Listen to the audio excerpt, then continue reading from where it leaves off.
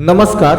जमलेल्या सर्व परळी औष्णिक विद्युत केंद्रातील अधिकारी, कर्मचारी तथा वसाहतवासियांचे हार्दिक हार्दिक स्वागत. आज आपल्या परळी औष्णिक विद्युत केंद्रातून सेवानिवृत्त होणारे पहिले अधिकारी श्री वैजनाथ रघुनाथ कराड उर्फ आबा कराड. आबा यांना कोणत्याही परिचयाची गरज नाही. पंचक्रोशीत जवळपास प्रत्येक जण त्यांना व्यक्तिशः ओळखतो. सर्वांना प्रेमाने गुरु म्हणून हाक मारणारे श्री आबा आज व्यवस्थापक वित्त व लेखा परळी औष्णिक विद्युत केंद्र या पदावरून सेवानिवृत्त होत आहेत. आबा यांचा जन्म प्रभू वैद्यनाथाची नगरी परळी तालुक्यातील दाबी या गावी सन 1968 मध्ये झाला. त्यांनी त्यांचे प्राथमिक शिक्षण आपल्या वसाहतीतील नावाजलेली न्यू हायस्कूल शाळा येथून पूर्ण केले. तसेच माध्यमिक शिक्षण वैद्यनाथ विद्यालय गणेशपार परळी वैजनाथ येथून पूर्ण केले.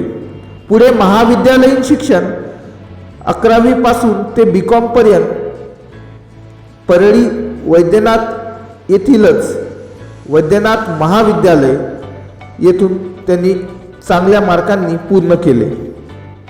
पुढे त्यांनी BPEd चे शिक्षण नवगण महाविद्यालय बीड व MPEd चे शिक्षण डॉक्टर बाबासाहेब आंबेडकर मराठवाडा विद्यापीठ छत्रपती संभाजीनगर येथून पूर्ण केले. लहानपणापासूनच खेळात विशेष रस असणारे आबा त्यांनी शिक्षणही फिजिकल एज्युकेशनमधून मास्टरेट करून पूर्ण केले. शिक्षण पूर्ण झाल्यानंतर त्यांनी क्रीडा शिक्षक म्हणून आपल्या वसाहतीतील भेल सेकंडरी स्कूल येथे रुजू झाले. तेथे 4 वर्ष सेवा दिल्यानंतर त्यांना वैद्यनाथ महाविद्यालय, जिथे त्यांनी स्वतः शिक्षण घेतले, अशा ठिकाणी त्यांना प्राध्यापक म्हणून सेवा करण्याची संधी मिळाली. तेथे 3 वर्ष सेवा दिल्यानंतर त्यांनी स्वतःचे नशीब हे राजकारणात आजमावायचे ठरवले व आपल्या थर्मल कॉलनी वार्डामधून सन 1991 मध्ये नगर परिषद निवडणूक लढवली व भरघोस मतांनी ते निवडून देखील आले.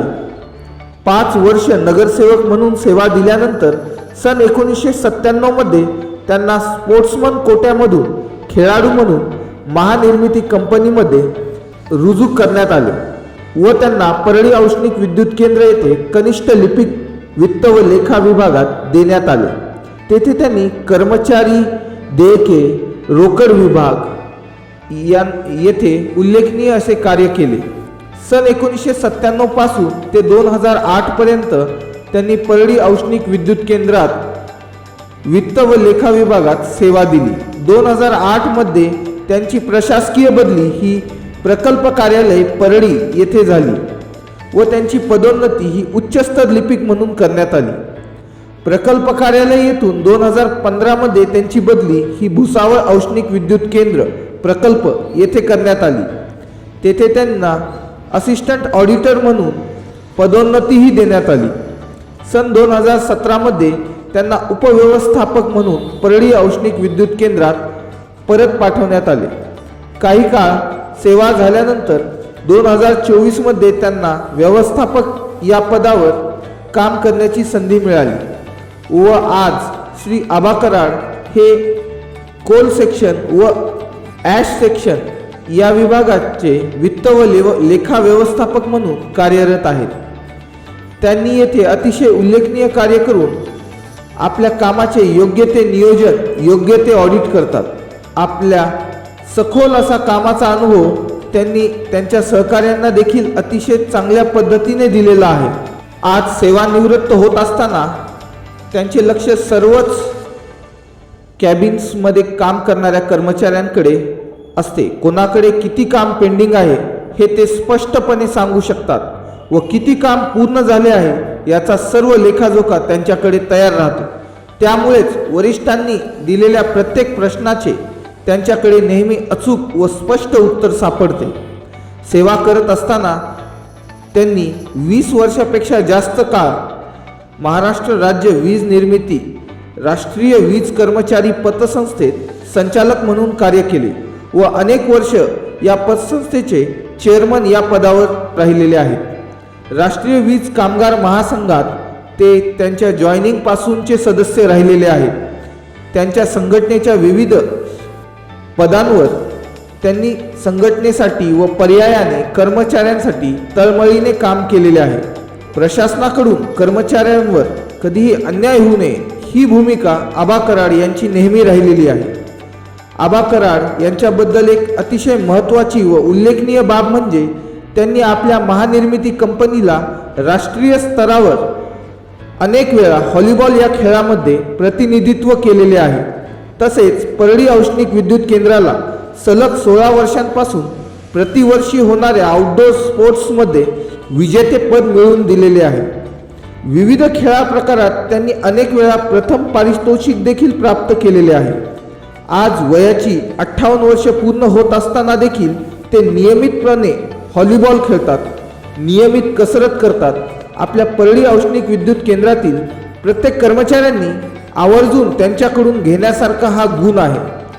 श्री आबाजी यांच्या कुटुंबाबद्दल सांगायचं झालं तर त्यांच्या आई ह्या गृहिणी तर वडील हे आपल्या महानिर्मिती कंपनीमध्ये परळी औष्णिक विद्युत केंद्रातूनच तंत्रज्ञ म्हणून सेवानिवृत्त झालेले आहेत.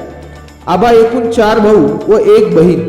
कुटुंबात सर्वात मोठे हे आबा कराड असल्यामुळे संपूर्ण कुटुंबाची जबाबदारी ही फार लवकर त्यांच्यावर आली व तेवढ्याच निष्ठेने व मेहनतीने व घरात एक शिस्त लावून त्यांनी ती जबाबदारी पूर्ण केली.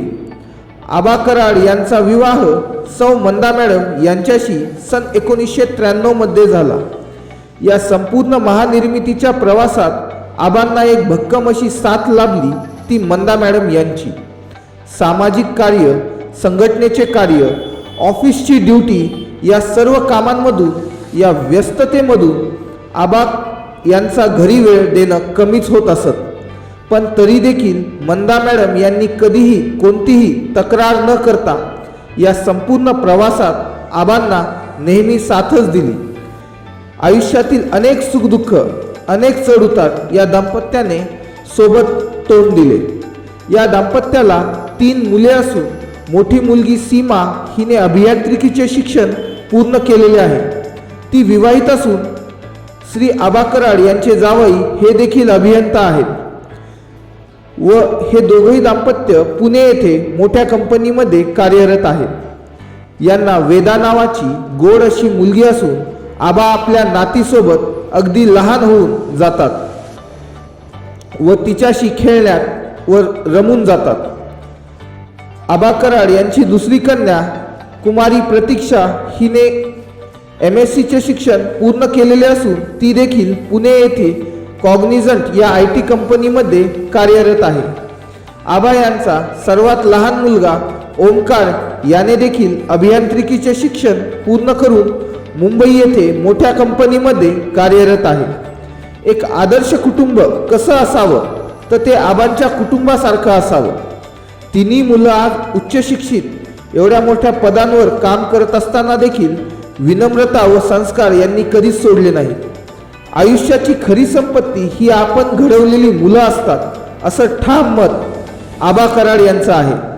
श्री आबा कराड यांनी आपल्या वसाहती जवळीलच शिवाजीनगर परिसरात स्वतःचे घर बांधलेले असून सेवानिवृत्तीनंतर ते परळी येथेच स्थायिक होणार आहेत. तरी 29 वर्ष महानिर्मितीमध्ये सेवा दिल्याबद्दल श्री वैजनाथ रघुनाथ कराड उर्फ आबा यांचे खूप खूप अभिनंदन व खूप खूप शुभेच्छा. नमस्कार, मी सुमित डोंगरे, F&A सेक्शन. आज आपल्या आमच्या विभागातले 2 कर्तव्यदक्ष अधिकारी रिटायर होत आहेत. त्यामध्ये सर्वात पहिले आबा कराड, जे की ॲश सेक्शन, कोल सेक्शन वगैरे आता सांभाळत आहेत आणि खूप त्यांची सर्व्हिस व्यवस्थित झालेली आहे त्यांनी. आणि ॲश सेक्शन जे विशेषतः आहे परळीमध्ये सध्याच जे हॉट सेक्शन आहे त्यांनी खूप व्यवस्थितपणे सांभाळलेलं आहे. आणि आता त्यांच्यानंतर ते सेक्शन सांभाळायला आम्हाला थोडी अडचणच होणार आहे.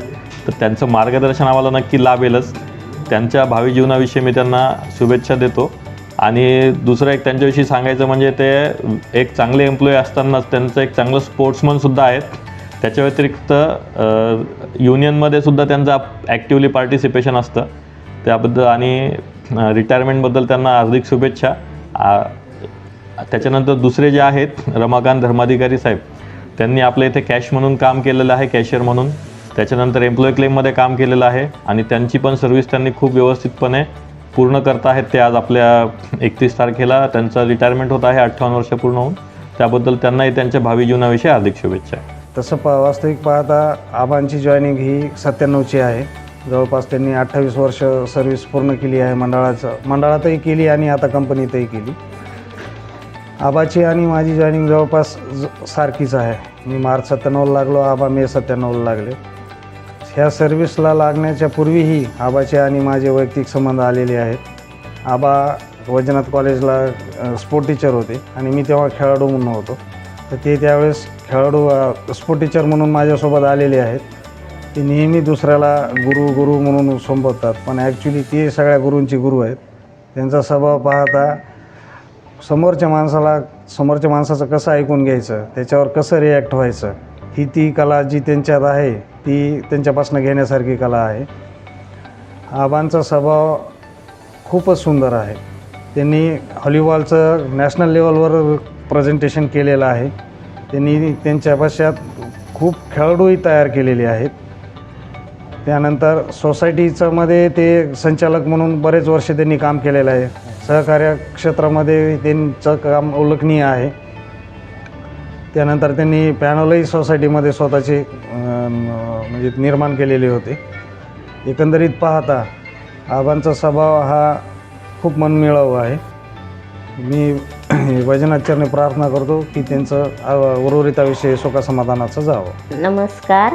आज माझे पती सेवानिवृत्त होत आहेत.